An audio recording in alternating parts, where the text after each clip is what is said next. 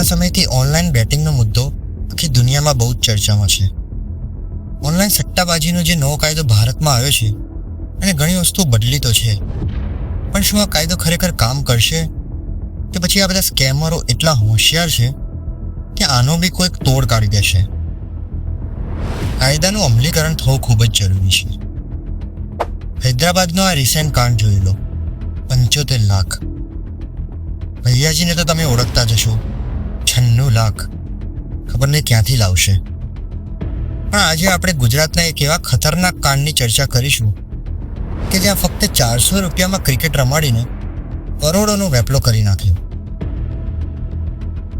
આ વિડીયોનું main vision કોઈ પણ ઓનલાઈન બેટિંગ એપને પ્રમોટ કરવાનું નહીં, પણ આજનું યુથ જે ગેમ્બલિંગના ખતરનાક નશામાં આંધળું બની ગયું છે એમની આંખો ઉગાડવાનું છે. તો ચાલો સ્ટાર્ટ કરીએ. બને એવું ગુજરાતના મહેસાણા જિલ્લામાં મૌલીપુર નામનું એક નાનું ગામ છે. ત્યાં લગભગ 5000 લોકો રહેતા હશે. જો તમે મૌલીપુરની ગલીઓમાં ફરશો તો તમને સફેદ કુર્તા પહેરેલા પુરુષો અને બુરખો પહેરેલી મહિલાઓ જોવા મળશે. મૌલીપુરમાં ગુનાખોરીનો દર પણ ખૂબ જ ઓછો છે. આપણા ભારતમાં ક્રિકેટ એક ઇમોશન છે. ક્રિકેટ એક એવી ગેમ છે કે નાનું ગામડું હોય કે સિટી, બધા જ એન્જોય કરે. અને આનો જ ફાયદો ઉઠાવીને જૂન 2022માં શોએબ દાવડા નામનો શખ્સ રશિયાથી પાછો પોતાના ગામ એટલે કે મૌલીપુર આવે છે અને ગામ લોકોને એક સ્કીમ સમજાવે છે કે તમે મારી ક્રિકેટ મેચ રમો, હું તમને સામે 400 રૂપિયા આપીશ. હવે ગામવાળાઓ માટે આ રકમ વાઢવા કરતાં પણ ડબલ હતી, એટલે બધા રેડી પણ થઈ ગયા છે. બાજુના જનપુરા ગામના શુકાજી ઠાકોર બીજા 3-4 છોકરાઓને પણ ભેગા કરે છે.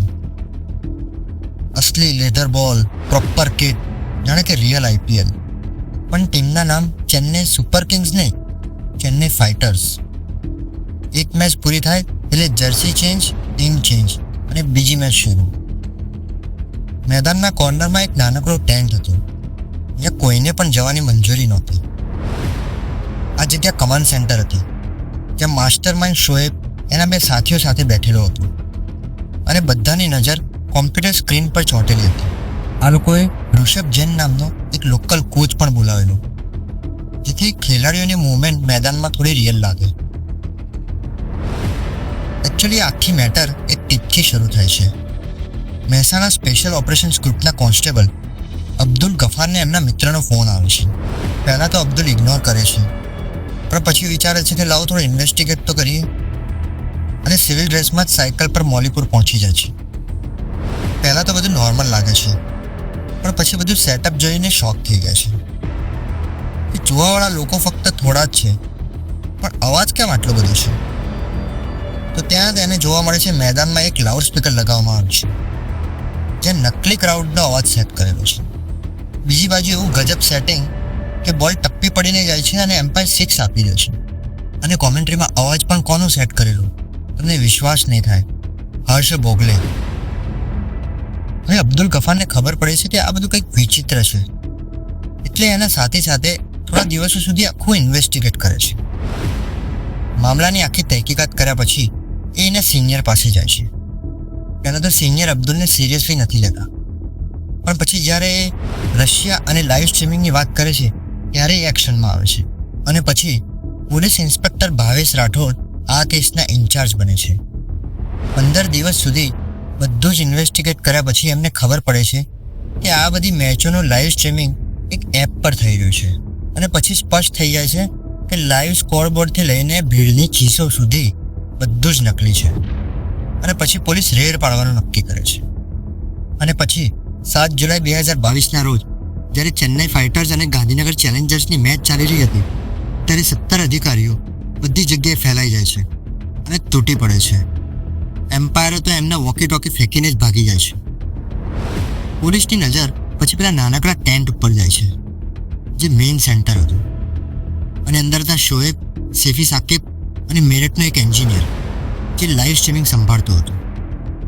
આ ત્રણેયની સામે કોમ્પ્યુટર સ્ક્રીન ઉપર ટેલિગ્રામ એપ પણ ચાલી રહી હતી, જ્યાંથી એમને ઇન્સ્ટ્રક્શનો મળતા કે દરેક ખેલાડીએ શું કરવાનું છે. એટલે આમાંથી કંઈ પણ અસલી નહોતું. બધું જ રશિયાથી હેન્ડલ થતું હતું.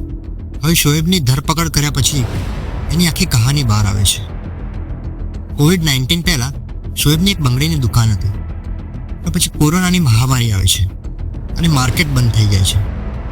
બધા નાના બિઝનેસ ઠપ થઈ જાય છે.